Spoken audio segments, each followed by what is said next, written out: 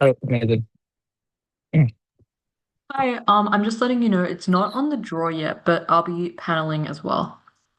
Uh, okay, sure. Maya, right? Okay.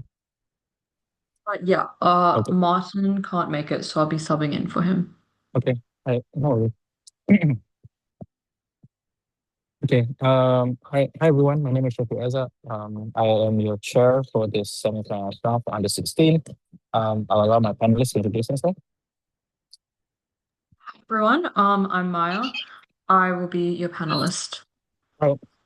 So I think a few general rules before we start. Number one is please run through time yourself. I will be keeping timestamps inside, but in any case that I miss the timestamp, at least you are telling yourself that you are speaking on next button.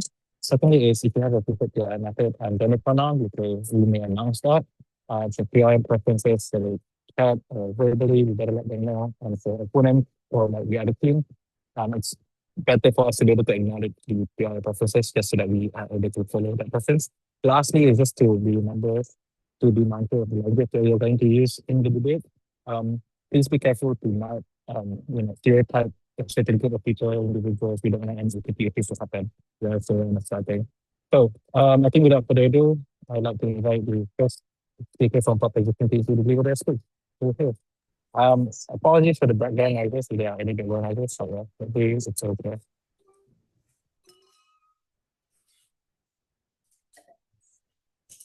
I'll pronounce he, him. POI is verbally.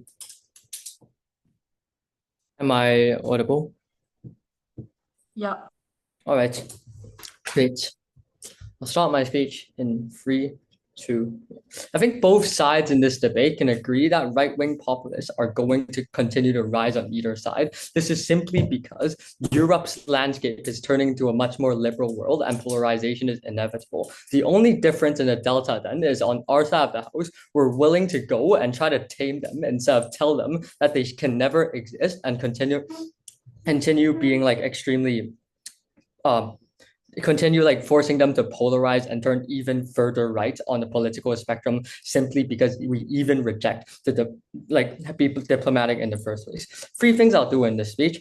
Firstly, set up and then I'll move on to one argument on how we tame these right-wing parties in the long term. And then secondly, a principal argument on democracy and how they actually don't fulfill like the needs and the obligations of democratic government. First thing I like to do on the setup then is characterize to you what cordon sanitaire even looks like in the first place. This looks like completely refusing to cooperate with these parties. This looks like refusing their policies, refusing to even listen to them in debate, and like completely like completing completely like systematically locking them out from political discussion. The problem with that is three things. Firstly, this is a show of the failure of democracy because you show that you're going to take out some ideas without even debate. Secondly, you actively shift the strategy of these far right parties to turn even more far right. Why is this the case? Because when you actively take them out from democracy and you don't even allow them to speak, what is actually going to happen is that you're going to force them to do more radical things to gain attention or to gain critical mass in the first place. Third thing is you polarize the political spectrum. Why is this the case? Because it's inevitable that the European landscape is going to continue to shift more far left. And what's going to happen is in response, they're also going to shift more far right. So you don't actually solve the problem of like the you don't solve the problem that there's already a widening political spectrum, but you actually like exacerbate it on your side of the house. The second thing I want to characterize then is what these like why are right-wing politicians even prominent in the first place? I think a very good example of this in Sasco is the AFD, which has some size to some extent, but they're never going to grow extremely large. Why is this the case? Because we tell you that people are historically had like these populist leaders and they learn from their mistakes. There's already a very huge stigmatization against these groups in the first place. We say that it's unlikely on our side of the house that they will grow to a very big extent when we allow them to speak in parliament and we engage in good faith debate. What is all note that what also is going to happen is that these things are also inevitable. Why is this the case? Two reasons. Firstly, this is most likely a manifestation of people and their anger. You can never stop that in any country, insofar that it's not perfect. The second thing then is, again, Europe has this changing landscape. It is changing to like much more liberal, and like most EU countries are very open to like immigration. These are things that far-right parties like systematically reject. We tell you that as long as we don't try to compromise or even talk in the first place, they're going to continue polarizing simply because these are things that they think are unreconcilable and things that they can't actually agree with us on. Before I move on to my arguments, any POIs?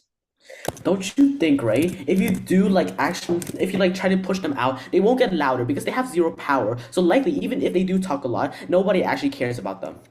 I think that's just really untrue. Why? Because the strategy, what they do in status quo, is they literally go to the people and say, look, our economy is terrible. It's us vs them. They're not even allowing us to like speak in parliament. That's exactly the type of power that they use. They use us versus them, and they tell them that the government is failing them and systematically kicking them out, and they use it as a justification against democracy in the first place.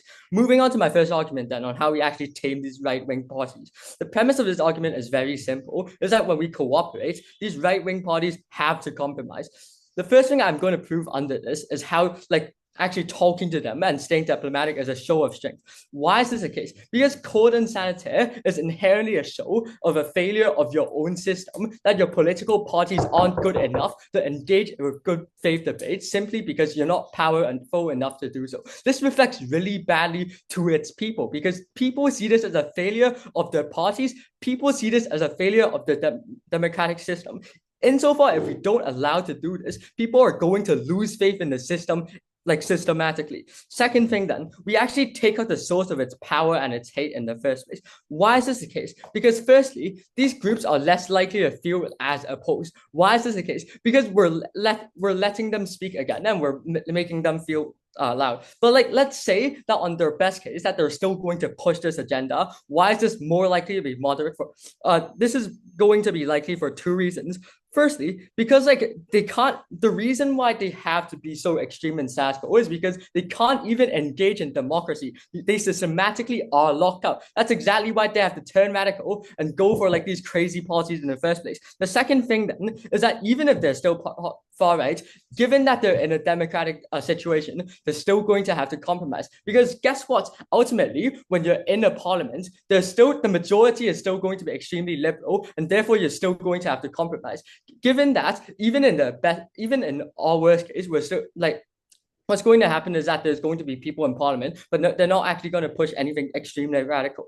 The impact of this argument then is very simple. We tell you that what's going to happen is we actually narrow the gap in the political spectrum because we're more willing to compromise and we're willing to like let those two friends actually come closer. What this then means and what they can't do is that we're going to actually have better bureaucracy and better political landscape. Why is this the case? Because everyone can agree more on things and are more willing to compromise, and ultimately we fulfill like the goal as a good government as we actually try to represent everyone in like the society. Moving on to argument 2 on democracy. The premise of this argument is that you inherently don't represent the people when you systematically lock them out on opposition. What this then means is, firstly, people lose faith in the democratic institutions. Why is this the case? Because when you introduce cordon sanitaire as like a good strategy, what actually happens is that you show the right-wing people that you don't care about them and that the things are like invalid, and you show the left wings that you're actually incompetent, that you can't even engage in good faith in the debate in the first place.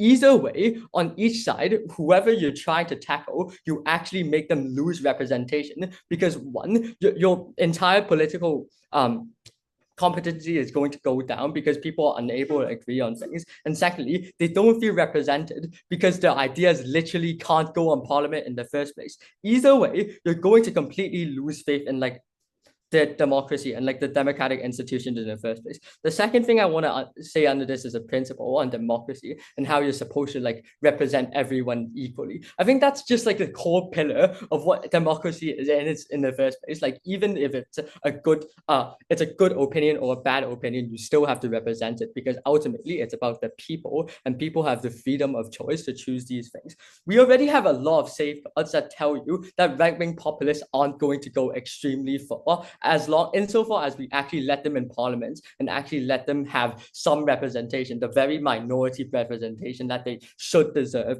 in like aside. The impact of this argument then is extremely simple. We tell you that you actually restore faith in the system because you tell the left-wing people that you're willing to compromise or you're willing to at least debate and that you're actually going to be a competent enough government to do so. And on the right wing, you actually make them feel less systematically locked out and they restore faith. For these reasons and so much more, so proud to propose.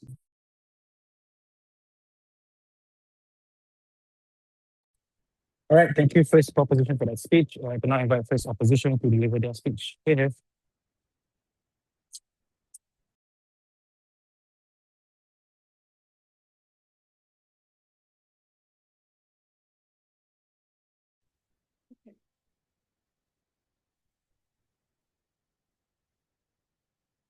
Kanachiver, PYs for me, please.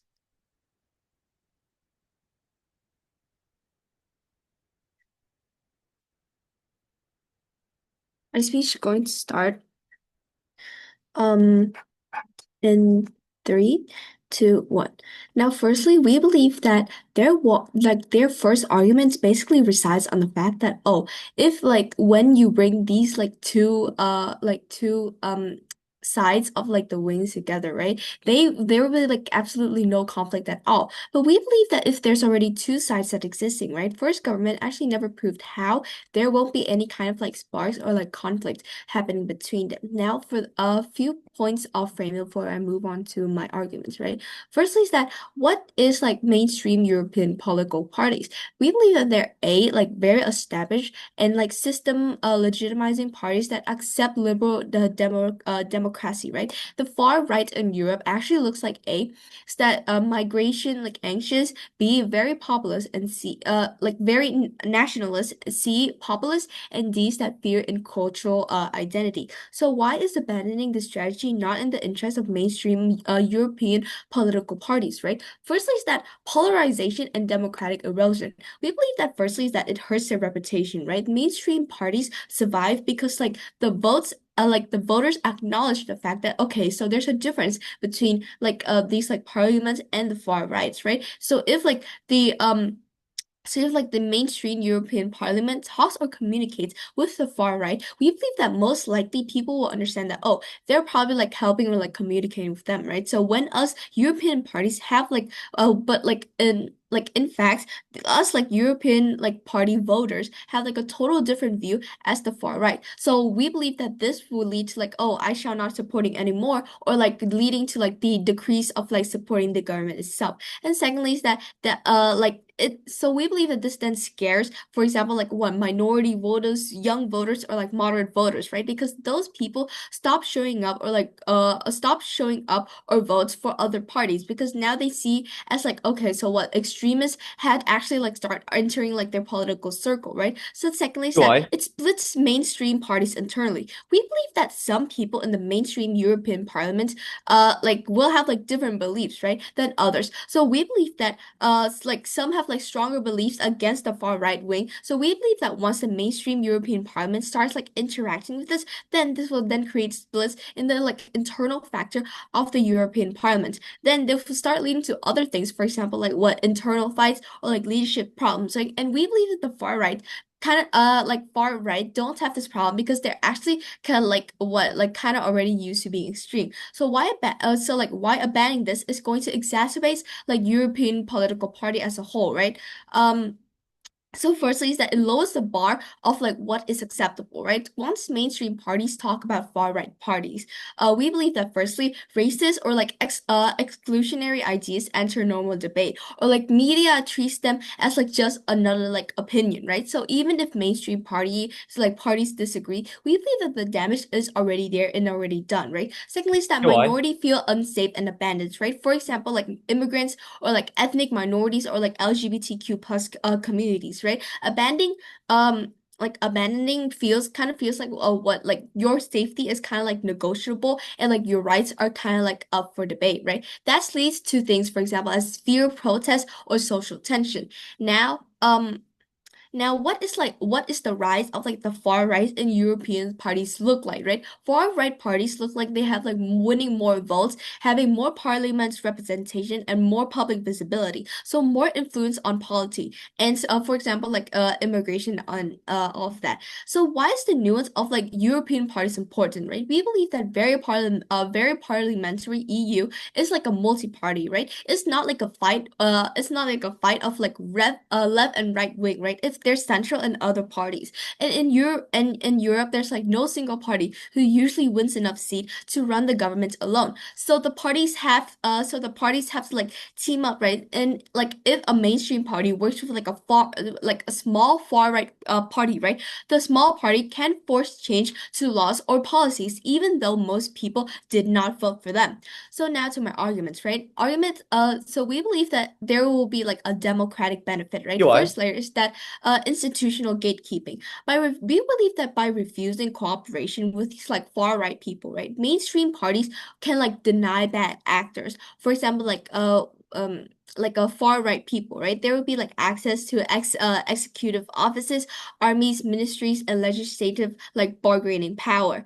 And second layer is that enforcement of norm. There's like a democratic conduct in the like EU, right? So the conduct says that illiberal and like unjust ideologies fall outside acceptable conduct. So now this reinforce these like red lines, right? Third layer is that now you like allow legally for democracy to be eroded. We believe that EU parties aren't often overthrown due to the mass and parliamentary style, right? Slowly but on government, you pass like restrictive laws, courts will be politically pressured, and media independence will be more pressured because on the far right parties, right, we believe that in Europe oftentimes want to remove the democratic freedom and ideology. So once you allow them to cooperate within the governments, right, we believe that they gain the legality to shape institutions in their favor. So the cordon sanitaire stops this before like it starts and worsens on their side by keeping them out on executive power. Fourth layer is that no guarantee of moderation. We believe that without the like cordon, right, there's no guarantee of like modernization upon like the far right, right? Because most like European cases shows normalization. So what you get in these like the long run is that slowly, exclusively the rise of like the far right, right? You dominate these norms, and no one in the parliament can actually moderate this. So what's the impact? A is that there's like better moderation, and B is that it lessens internal split and domination internally. So why not abandoning like this cordon is better, right? So basically what happens on our side.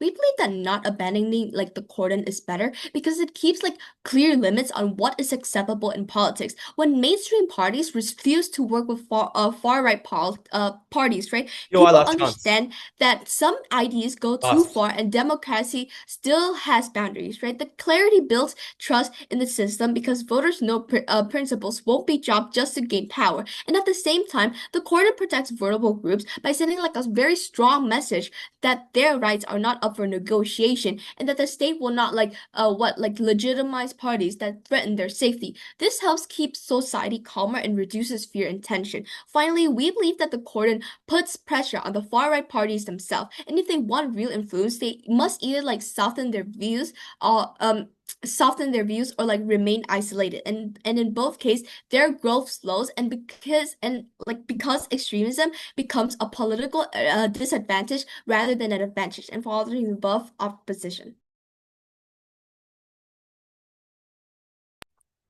All right, thank you so much, first opposition, for that speech. I'd like to now invite second proposition to deliver their speech. Here.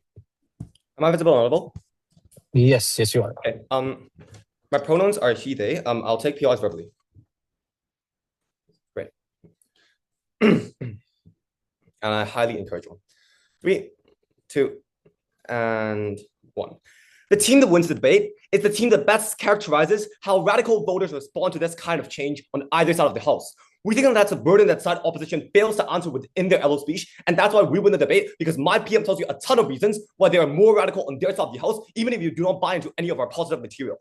Here's what I'm going to do with this speech. First, some refutations on their main analysis, main arguments on like how democracy is overthrown and how, mainstream parties will seem weak. But second, 2 extensions. First, on how you can better regulate these kind of far-right parties on our side of the House. But second, also how their strategy of like, wait, I don't know how to like say it.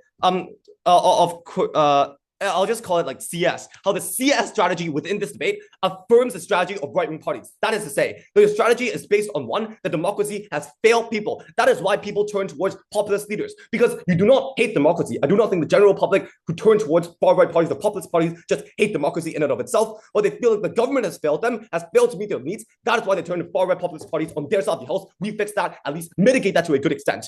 First, let's deal with always positive. What do they have, and what is their main contribution within this debate? I get 2 things here. The first thing is that they say mainstream parties will appear weak. This means that young people or minorities will have a decrease in voter turnout. Second, they talk about how democracy will be overthrown on their side of the House and how they are able to enforce this further. Let's deal with argument number 1. First, they say the mainstream parties are weak. No, I just want to clearly gut check this, right? Because obviously, mainstream European political parties have been there for a long, long time, for decades and possibly centuries. That is to say that your parents, your grandparents obviously have a traditional standing and traditional support to these kind of parties in and of itself. That is to say that within your families and within society, the parties and the ideologies that are most discussed are still obviously mainstream European political parties. These are also people with the most political capital, with the most money, and the people who are more able to run for governments even in the first place. That is why it will not fall on our side of the House. Second, they say that less people will support governments. Again, I just want to gut check this again in 2 ways. The first, it is that I don't think that less people are going to support governments. If it is the case on their side of the House that they say that the general public do not like far-right ideologies, or they do not like these kind of populist rhetoric that far-right parties are purporting on our side of the House, then it also will be the case that they will want to oppose this as much as possible rather than stand there and do nothing. We think this manifests in a very simple way, in voting. So if you hear Obama's rallies, right, oftentimes he tells people when they try when there are a lot of protesters trying to protest against him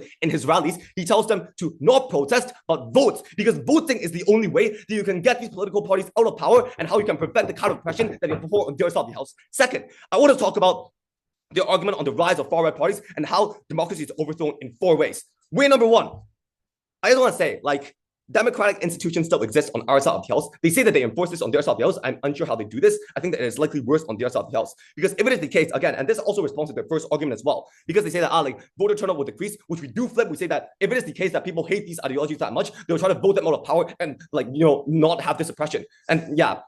But second, it's also the case that Europe, as my PM characterizes within this debate, is a country that is very liberal, i.e., there is a huge amount of progressive narratives. These are the narratives that are most prominent in European society. We think it will still be on either side of the House. Therefore, the main narratives on how people perceive these kind of things, and the fact that people do have to learn from their past mistakes, that means that they're unlikely to vote these kind of people within power to a large extent. But thirdly, I also want to say that when you ban them from discussion, and this is the discussion on the true comparative that they failed to defend within side opposition in this debate, is it the case that when you just adopt the CS strategy, you just ban them from any political debates or discussions, will they just sit there and do nothing? Empirically, this is untrue. If you look at what the AfD is doing in South Korea and Germany, obviously it is not the case where they, we're being not involved by major political parties, and therefore we're going to stand there and just do nothing and just give up on all our political ideals. That is not the case. They still go there, make speeches, go to rallies, they post on social media and try to get people to vote for them. Because even if it is the case that major political parties do not include you in their discussions, it is still the fact that you are still part of democracy. You can still run for government, and obviously these kind of parties will still try to do so, but in a much more radical way, insofar that this is the reason why they succeed in the first place, because they feel like democratic institutions have failed them. That is how they try to get people. You're only buying into their ideology on side opposition within this debate. the conclusion of this rebuttal is to say that on either side of the house, they're still going to promote it. On our side of the house, it is likely to be more moderate, because when you engage in discussions with political parties that are mainstream, more moderate, more progressive, and more liberal in the current status quo, it means that the incentive of far-right parties is to become a governing body, or even if not a governing body, it is still to have a seat in parliament and able to promote their ideologies through legitimate means, because that's the only way that they can gain changes, or that's the only way that they can actually structurally achieve their goals. That is to say that because they have this incentive on either side of the house, on our side of the house, you try to do this by, because they're more included in discussions, that means that necessarily there will have to be some kind of discussion, and it's likely to be moderated on our side of the house. Insofar, this also cuts in to a lot of the benefits, a lot of the harms, the offsets that we're going to have on our side of the house. So, for example, things like far right rhetoric, we think they're going to be less radical on our side of the house. This is worse on side opposition because they still try to promote themselves. The difference on how they try to promote themselves on their side of the house are through things like large amounts of populist politics, especially when there are no major political parties to moderate them, because you just tell them that they cannot discuss and they cannot debate with you guys in the status quo. Before I go into my extensions, I'll take a few. 3, 2, 1. Great engagement. 2 responses. First, 2 extensions. First, on regulation. Again, this is just an intuitively, this just extends on all my rebuttals that I talk about in my speech. That is to say that you are more able to regulate these people. And this also directly flip the argument that opposition tries to posit on us, which is to say that they have more better democratic institutions. Okay, let me, the argument I'm trying to make is that it is much more likely that discussions will be more moderate on our side of the house. The reason for this is threefold. Number one, we think that the way and the process of how far-right parties currently try to gain influence over people is through things like campaigning within their own vacuum. That is to say, you exacerbate and you increase the amount of echo chambers that your voters or the people who support you are exposed to on their side of the house. That is to say that because you just go there, for example, if the AFD just goes on the streets and then try to rally, or if they make speeches and make posts, these are likely the only things that their voters or their supporters are going to interact with. This is due to one reason, and one very simple reason. That is to say that people like their beliefs to be affirmed, that people have things like confirmation bias, and they do not want to opt out things that are outside of their belief. This changes drastically on our side of the house, because the confirmation bias is no longer a choice. It is something that the engagement is no longer a choice. It is something that you have to engage with. That is to say, if you want to support far-right populist parties, and these parties have the incentive to debate and discuss with major political parties because they want to be voted in parliament, this necessitates the kind of discussion and the exposure to other ideals and other ideologies and other kinds of policies that other parties and the mainstream parties of democracies currently want in European societies in the current status quo. This means that these people are no longer trapped in their own echo chambers, and therefore this lessens political polarization on our side of the house. But second, this also systematically deals with how and why people even vote for populist policies in the first place. Because I think both sides can agree that on their side of the house, far-right parties are likely to be populist in nature. The reason this is quite simple. Again, people do not hate democracy in and of itself, especially in Europe, where there is a large emphasis on democracy and your choice as a people. The difference is that on their side of the house, people still want to vote and they want to opt for, more populist policies or far-right governments, far-right parties as they talk about on their side of the house, because they feel like the government has failed them. So, for example, if you look at how populist policies turn out, so for example, like Chavez in Venezuela once championed himself as a president of the people. The same goes in other countries, and the same goes in the status quo within Europe, because they think that they're representing you. And you're exacerbating the ideology on side opposition that the government has failed them, because now these people who support far-right parties cannot speak out, and therefore this worsens the political polarization and worsens policies in the long term. For these, I'm very proud to propose. All right, thank you so much. Second speaker from proposition side for that speech. I'd like to now invite second speaker from opposition to deliver their speech. Here. Hi, am I audible? Yes, you are. Okay. So pronouns are she, her, POIs verbally, and yeah. So my speech will begin in 3, 2, 1.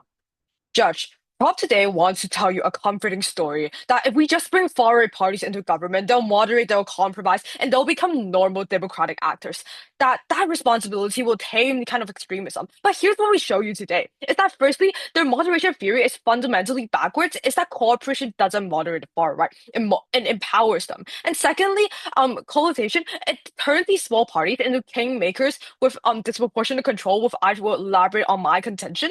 And third is that breaking the cordon is like electoral suicide. And like we have decades of European stability built on the strategy to prove it worked, which I will elaborate in my speech. But firstly, let me engage with what Prop just told you.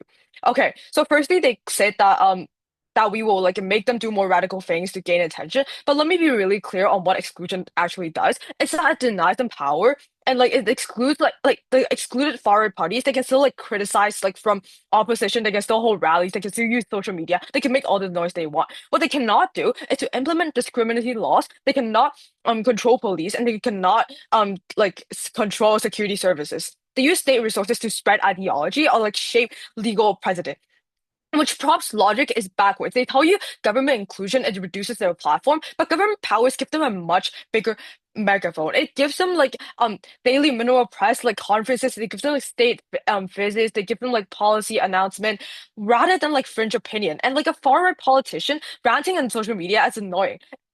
And like, okay, second thing they told you is that like right-wing voters, we don't care about them, and that people like they lose faith in democratic institutions. Three responses. One, democracy isn't just about counting votes; it's about like protecting democratic values, and we don't cooperate with parties that threaten minority rights, rule of law, or human dignity. And two, those voters are represented, and in parliamentary and debate and opposition, what they're getting is not like only government power to implement their agenda. It like includes check on extremism, and like for response is that when mainstream parties they break the cordon, they lose their own voters, which I will elaborate on my arguments next. But here's a massive logic gap that Prop didn't address. If there's already two sides existing in a government, mainstream parties with liberal values and far-right parties with nationalist extremist values, Prop never proved how there won't be sparks or tension between them. They just assumed that everything will work smoothly. They assumed the far-right would play nice.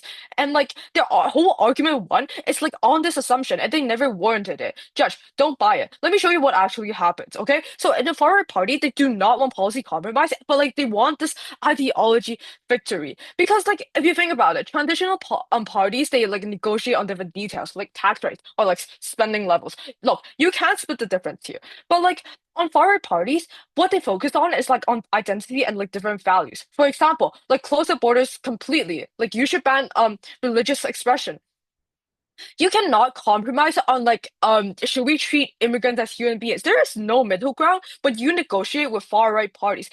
And like gets completely wrong about their incentive is that far-right parties don't enter the government, hopes to moderate. They hope to prove their worldview is correct. That's why they get into the government is for the win of themselves. The mainstream parties can't stop it because when you partner with them, you complicit. You cannot suddenly grow a spine after years of accommodation. The far right knows this. They're playing the long game. They see it like their ideology and slowly through policy changes that shift the baseline permanently rightward.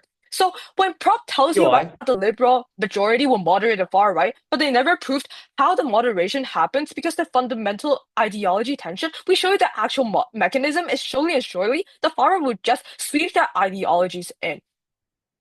Okay, now on to my first contention, which is how the far right, like, it gives them massive control. You know how Europe operates on a proportional representation and coalition governments, and that no single party usually wins on a fast majority. Far right party with just like 10 or 15%, they can dictate terms to the entire government, which is like, hey, accept our immigration bans or we'll back the other side. Or like give us control of different like key ministries or like we'll collapse the government. They didn't win the election, okay? They came third or fourth, yet they still control the whole policy agenda, even though most voters didn't support them. They can still force their policies through. And this is why like foreign policies they are so desperate to break the cordon. It's that isolation, it severely like constrains them. And outside of the government, they cannot use like state resources to amplify their message. They cannot like actually implement their agenda. And this cordon works precisely because it denies them the disproportionate power. The moment you break it, you have like ministerial control over like immigration, police, like budget, and like a small percentage of the party punches far above its weight in these like actual policy influence. And these mainstream parties because they're mainstream, so they're seen as responsible, they're seen as centralist, and they're seen as stable. That's their brand, right? But like if they cooperate with far right parties, it signals like tolerance of these kind of extremist ideas, which what leads to a few things is that you alienate moderate voters and you lose your moderate base. It's that you horrify your partnering with extremists and you like horrified like different central left swing voters who saw you guys as like sensible conservatives. Who you don't gain is far right voters who stay with the far right party. Why would you vote for another copy? And like this is the credibility trap, right? It's that when you spend like decades saying, we will never work with these far right parties, and suddenly you do that, like these voters, they just won't vote for you. And you don't expand your coalition by breaking the cordon. And if we think about like post-war Europe, they have maintained agreements by keeping far-right parties isolated. And despite like so many like economic crises and like immigration challenges, these far-right parties, they all stayed out of national governments. And the result is like stability and human right progress and like European integration. This is why it's so like important for this notion to be on the nuance in like European parties. And we know what happens when you break it. If we look about like history and they show us like mainstream conservatives who fought to control the far right parties or like moderate them like through responsibility, they were catastrophically wrong. And when the cordon breaks, we can see like democratic backsliding. We can see like xenophobia, they spreading to like state platforms. And like we can see that these far right influence they stay limited when it's actually maintained. Let me tell you a few things that what this debate is actually happening about. So like what happens when you first break the code? Phase one is that the far right they gain disproportional power through politician math. So like a small percentage they eventually became a kingmaker. They dictate the policy to the entire government. They control the key ministries. They implement like restrictions and they shift the baseline permanently rightward. Second thing is that like the mainstream parties they destroy their own credibility, they lose their base. Third is the ratchet effect. It starts to like take place because even when the far right parties they leave the government, the policy still remains, right? So there's still like discrimination. There's still like democratic norms like they're still being eroded, and you can't undo this fact. But the fact is that on our side, our counterfactual, it gives you a different world. The cordon it denies far right parties government power while still like allowing democratic representation in the parliament. Like obviously they can still like speak and criticize, but they cannot like implement these kind of discriminatory policies or use state resources to spread this kind of ideology, and their influence stay proportional to their actual support. And most importantly, is that this force mainstream parties to actually address the underlying concerns like economic inequality, like cultural anxiety, and like political responsiveness through better governance. And that's why, for these reasons, please vote for uh our side. Thank you. All right, thank you so much, second proposition opposition for that speech. I'd like to now invite third proposition to deliver their speech. Okay.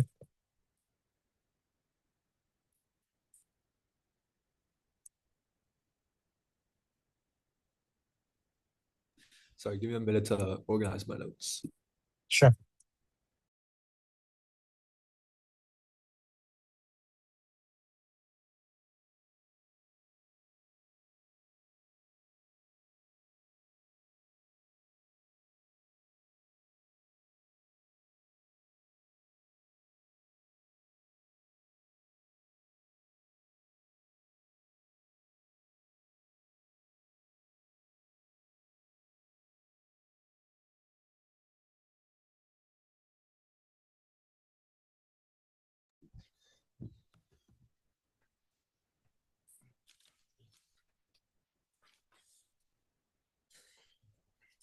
Verbal POIs.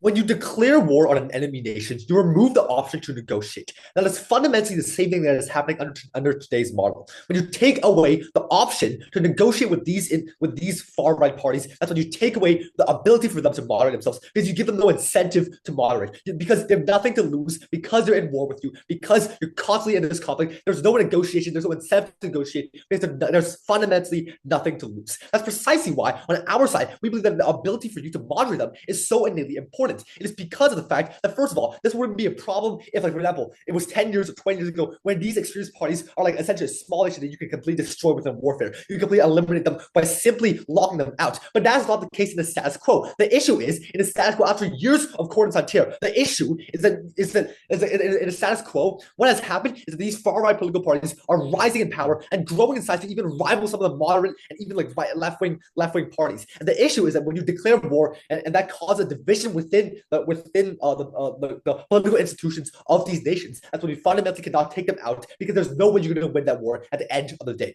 So proud to be on side proposition.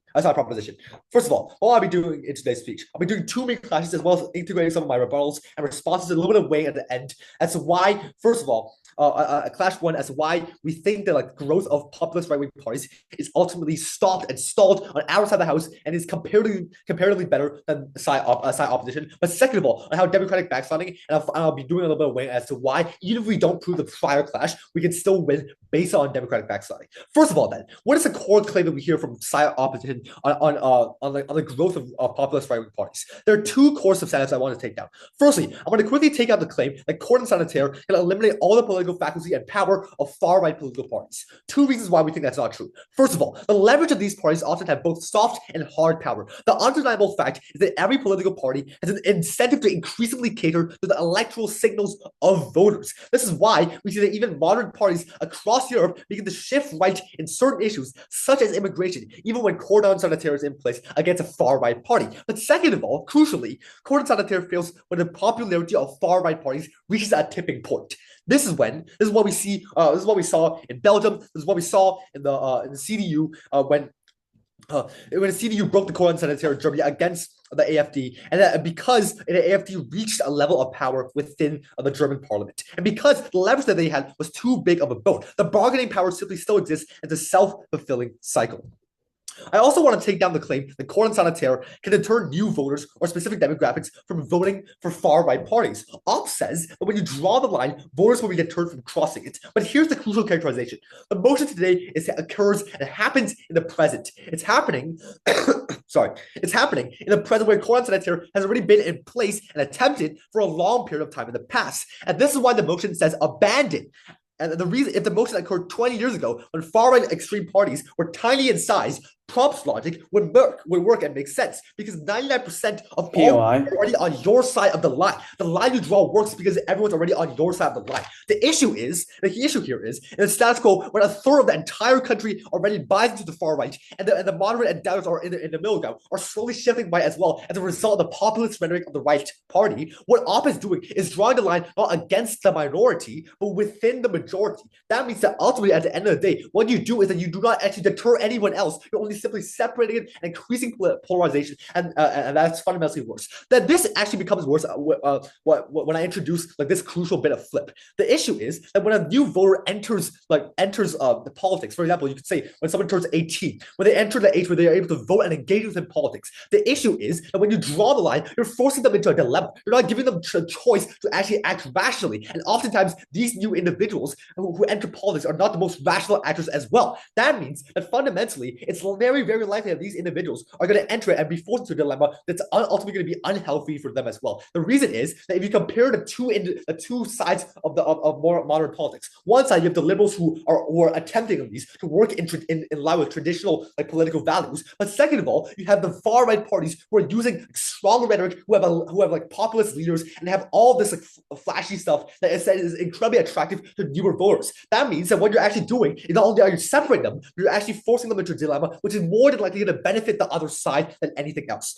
Okay, so how is the comparative better? How is our side better, and how do we prove that? Note here that DLO's call out on our burden is wrong. What they say in their intro is fundamentally false because we don't need to prove that we can essentially turn these far-right parties into literal moderate parties. We don't have the burden to prove that. All we have to do is prove why we are comparatively better in terms of moderating the parties, in terms of at least giving them a little bit less for radicalization and making actually the current and slowing the trends of the growth of these things. Let's provide why we think that this is true. First of all, they have something to gain in moderation now. When you stop cordon sanitaire, because now the more they moderate, the more likely they are to pass policies and have other parties work together with them. The issue in the status quo is that with cordon sanitaire, it doesn't matter what they do, regardless of if they decide to moderate, regardless if they want to radicalize. Either way, they're not going to work with them. Therefore, there's no incentive for them to moderate at all, and that's precisely the mechanism as to why cordon sanitaire prevents that from happening. Okay, but second of all, crucially, we tell you through our two speakers, especially with my DPM, how regulation also achieves moderation within these individuals. I'll take that POI. Yeah. The left is still in the majority even to today. The far right is still in the very minority in most European societies. That's exactly my point. The issue with the status quo is that what's happening with the left is that they're slowly going a little bit more liberal. As they slowly gradually become more liberal, what happens is that first of all the gap occurs, and this dilemma becomes more increasingly more increasingly simplified. Newer voters are very much less likely to are more likely to be forced into this dilemma. But second of all, as these left-wing parties start to get a little bit more left-wing, what actually happens is that the people, some of the more moderate people start to slowly leave the left-wing parties because they're turning a little bit too liberal for their liking. That means that it's the best time and the best opportunity for these right-wing parties to actually swoop in and take advantage of this. And that's precisely why, empirically, you see the growth of these far-right parties. It's undeniable that these far-right parties are growing, even with cordon sanitaire, even as they have 30% of all the voter base. They're still growing, and that's because of the rhetoric, and that's because of precisely cordon sanitaire. Okay, then, second clash very quickly on democratic backsliding. Opp is not engaged here at all, and I'm going to predict that what Opp is going to do is going to try to weigh this and wash it under the rug. What do we give you? We give you how we provide less radical, radical progression. We tell you how there's reduced perceptual backlash from extremists, but crucially, we also provide you how you moderate discussions for right-wing parties as well.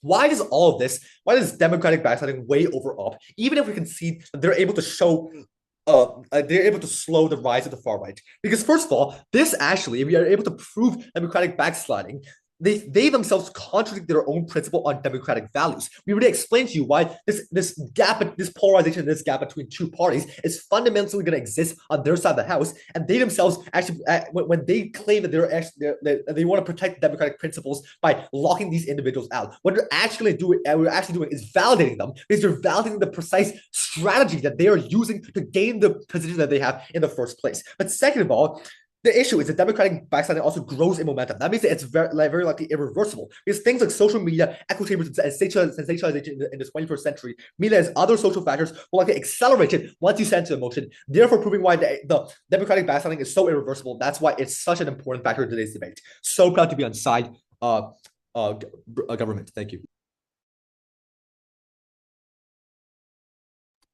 All right, thank you so much, everyone. Thank you so much, speaker, for the speech. I invite the third speaker from opposition to deliver their speech. Here. Okay, cool. Audible and visible, right? Yeah, yes, you are. Okay, cool. Thank you. Yeah, just give me like 20 seconds so you just prepare some stuff.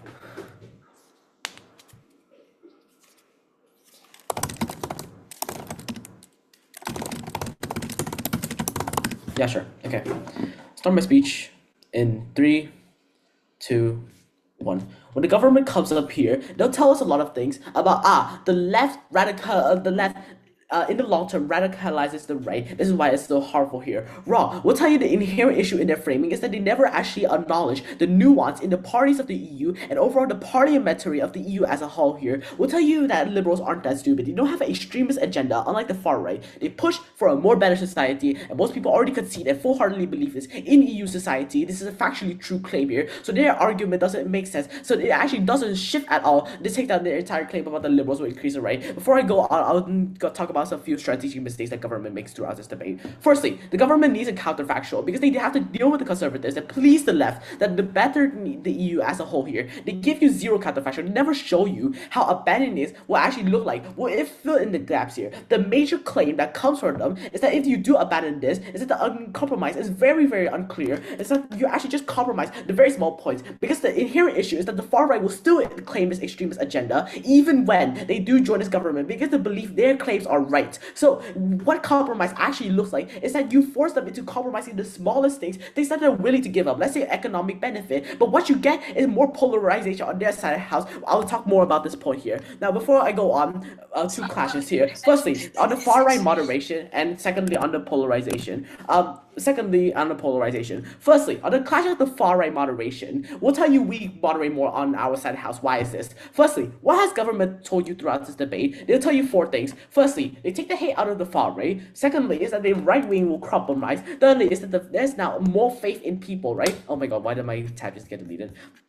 And fourthly, is that the right is now even more radical here. I'll just prove this in 7 points here. Firstly, is that the far-right agenda still exists in both sides of the house, but you mitigate the power on our side of the house if you do not give them any credibility, if you give them zero ground here, even if they are super radical, like what government wants you to believe, they have no power in the EU society, so they can't actually do anything here. So even if they do get more radical here, their impacts are close to none, so they remove the relevancy of the far right. Secondly, is that if you give them more power, if you give them more votes, if you give them more speaking power, if you give them more influence on EU society here, we'll tell you the nuance of this debate is that on the rise of far right parties is what makes them so dominant. So they actually take over Europe here because so long they can join the government, so long they have a certain ground to push the rise of this narrative here, they already win here. So thirdly, is that the compromise that actually happens on their side of the house is very unclear here. We'll tell you what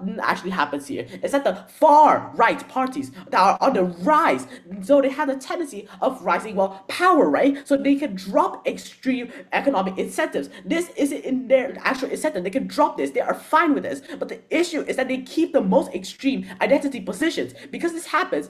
So this happens so long that you compromise something that people are happy in the government because the far right is willing to compromise with us. I'm sorry, I didn't clarify earlier. P was in the chat. So they're willing to compromise even more, right? So now they're happy. The government is happy. So what happens is that the agenda can be pushed even more on their side of the house here. Nextly, far right people actually have this incentive because they're still radical. Now you give them the materials to actually carry this out here. Fourthly, on the idea of inclusion here. Short term, this might actually be short on the idea of inclusion, how far right people feel like they're more included into the society of EU. We'll tell you, right, this is a clash on short term versus long term, because in the short term, this might be true. People might be happy, but the issue is that in the long term, you lose people's trust. You lose people's trust because the idea here, the framing is that the majority of people in EU are leftists, are liberals, because the people now feel betrayed in EU because the liberals is the majority. So the moderate feel abandoned on their side of the house. So what you get is the faith actually loses. What you actually push them because you tell that the government has absolutely zero standards. So the far right can have the most radical positions, the most extremist positions, but if you do let them into the government, people's like, hey, why the hell is my government doing this? Fifthly, I don't know how to count. 50 is that it gives more faith, right? Because you tell people that you actually have standards. Because this isn't just right people with right ideologies. The nuance is this is far right people with radical ideologies. So it's likely that people more instill more faith because they know that my government isn't supporting radicalist ideologies. Sixthly, I believe, the right could be more louder here, but you don't gain anything. You give these radical ideas no ground with no executive power, so they can't even be more radical because the impact would just be like a chihuahua just trying to bark here. Seventhly, is that what the far right needs is support, right panel, because they are the minority in EU society. I think from LO we already framed this and PM already succumbs to this. So what the far right needs is support because they currently have zero ground in the government because this CS already happens. So once you give them power, as soon as you give them cooperation on government side of the house here, now, they thrive even more. Their far-right ideologies thrive even more on their side of the house. But the issue is that they are radical. So radical ideologies will be pushed more into EU societies. So overall, it harms EU society, nothing more. Before I go up that POI. Yeah, like if people do hate the right-wing parties on your side of the house, given that we both agree that this is likely liberal and European countries are liberal in nature, why the hell would people still vote for them on your side, on our side of the house? And why they would they take power and affect economy or shit like that? People would likely not be caring about this, right? Because if you already hate them so much, if you already not care about them so much, if you already exclude them, right? There's a likelihood for you to not vote for this because we'll tell you so long that we prove that in the majority of people that actually care about far left, not the liberals, so long the majority doesn't care about the far right. So we'll tell you the inclusion of far right doesn't actually matter at all here. So now going into where am I? Going into why we win here on this first clash here. Hey, that government normalizes more hate with the rights agenda. Secondly, is that the faith will be more collapsed on their side of the house. Thirdly, so you give them more ground to be even more radical. Fourthly, this happens on our side even less because you just exacerbate this, because joining the government is the win that far right needs. So as long as you already tell the far right, hey, sure, we'll cooperate with you, they immediately win. And fifthly, is that the opposite. Now, fifthly, for all the reasons above, we clearly take this for a clash. Secondly, on the micro clash about polarization, what has government told you? They tell you 5 points. Firstly, you do not represent the people when you leave them out. Secondly, is that the right will become more radical and aggressive. Thirdly, is that inclusion forces more compromise. Fifthly, polarization happens anyways. And fifthly, the liberals will increase the right. I'll disprove this at 6 points. Firstly, the people that are so worried about are a minority, so the impact is very low impact. But sure, secondly, take them as a best case. You only support them to keep on going. So these minorities will just keep pushing once you give them that harmful representation. No, they are the radicalist left, so they are the oppression here. Thirdly, is that the power will increase polarization because you legitimize their power. So now there's extremist positions. So now the majority of the left is more pissed. So the polarization increases even more. Fourthly, that now this does not happen on our side of the house because if you give them no ground, their rhetoric is at least contested because they serve no use in the government and lacks authority. So their ability to impact is none. Fifthly, is that their polarization is inevitable. It undermines your case because at least on our side of the house, we prove right how we mitigate that. You at best do absolutely nothing in the society. Sixthly, actually, the inclusion supercharges that us versus them because you give them actual reasoning to cry about what these parties do. So now they claim that institutions represent the enemy. So it worsens because the best thing they can do is, well, now they blocked us, so that's kind of sad. But now the delta is that you give them victimhood that increases polarization. And seventhly, actually I lied, 7, yes. The liberals are not stupid. They don't have an extremist agenda, unlike the far right. So they push for more of a better society, and most people already concede and full-heartedly believe this and agree. So it actually doesn't shift. It takes out the entire claim. What do we win on? 3 things. Firstly, we actually reverse the ability to far right to actually impact on EU society. Secondly, is on the prevention, and thirdly, on the mitigation in the long run for all parties for all of the reasons above opposed. All right, thank you so much, third opposition, for that speech. I'd like to now invite opposition reply to deliver their reply speech. Here. Hi, am I audible and visible? Yes, you are. Okay, thank you. My speech will begin in 3, 2, 1. I think the most important thing to recognize in this round is that Prop is asking mainstream parties to abandon their core democratic principles based on a compromise mechanism they never actually proved that exists. They tell you that far-right parties will moderate, they'll compromise because the majority is liberal, but they never showed you how that will happen. Because of the fundamentally ideology tension between parties that believe in human rights and parties that want to close borders and implement nationalist policies. And this fact is uncontested by Prop, and I think that clearly wins us this round. Because what are the points from them? Let me tell you a few things. They argue that cooperation will moderate the far right, that will restore faith in democracy, but in order for that to be true, you have to buy their warrants to such an extreme degree. You have to believe that you're putting far right parties in the government room magically makes them compromise, even though their entire political identity is not compromising the establishment. And so I think that from this, you can see you're not actually going to get moderation. You're not going to get governance because Prop never proved the mechanism for how these ideology extremists suddenly became like partners with other people. But Judge, even if you buy that there will be some cooperation, it's still better to maintain the cordon sanitaire. Here's why. The main point here is on the qualitative math and disproportionate power. Prop could say that the majority is liberal, that there are checks and balances, but as I said, in Europeans' proportional representative systems, a power party can dictate terms even though they're very small. And I want to be clear about the fact that Prop never showed you how specifically in the nuance of parliamentary system on their side improves. And this is where the entire case falls apart, right? They said that like cooperation they moderate, but what happens is that when you give the government platforms for them to like legitimize their ideologies and they use the state resources, and excluded far-right parties can still like rant on social media, and that's annoying. But like a far-right interior minister with control and the police and borders, that's like really dangerous. And the platform only gets bigger and not smaller. And it can steep their ideology into policy slowly but permanently. And they tell you that like excluding them shows that you don't care about right-wing voters and like people lose faith in institutions. But as we've said, like throughout this round, something really important. It's not like when mainstream parties they break the cordon, they also lose their own voters. And if you take the mainstream parties that's like built on stability and like human rights, there's gonna be a voter fight, and like eventually there's gonna be like electorally like ineffective, and you don't get like far right voters because like why vote for it like when you have the original. So like, why are you voting for us? Like, most clearly, look at what happens in this debate, right? Protecting democratic institutions and constraining extremist power. We think that the only way to do this is by denying far-right parties from the government legitimacy and like the institutional control they need to implement these kind of like discriminative policies. And so far, we've shown you that cooperation doesn't moderate them, it like empowers them through like different coverage, it empowers them through ministerial control. So that's why you're voting for opposition. But there's also this like net blanket fact that Prop never showed you their counterfactual. They never explained to you how abandoning cordon actually looks like in practice. They never showed you how compromise happens. They never explained why far-right parties would moderate instead of dominating. But like we've told you, by coalition math, it creates like kingmakers. We show you like the ratchet effect, and we show you like how mainstream parties they destroy their own credibility. They say that it's far right, they will keep growing regardless. So like we should like include them. But this is completely backwards and illogical. Yes, the far right support is rising, but that's precisely why we can't handle the government power. It's that when you exclude them, the platforms that legitimacy, they can speak, they can criticize, but they cannot like actually pass these kind of laws. And that's why Prop wants you to respond to this kind of rising extremism, empowering. That makes no sense in their side of the house. And they also said like when these kind of youngsters, these 18-year-olds, they enter like voting, they enter politics, the court forces them into an unhealthy dilemma. But the gap between like parties exists on both sides. Whether there is a cordon or not, voters still have to like choose between parties with different values, right? The difference is like with the cordon, we signal these far right views they're outside of acceptable democratic bounds. And without it, we normalize these kind of extremism, and we tell these kind of young voters that like, hey, if you like discriminate other people, it's just like another like legitimate political opinion. So like, which is better for democratic education?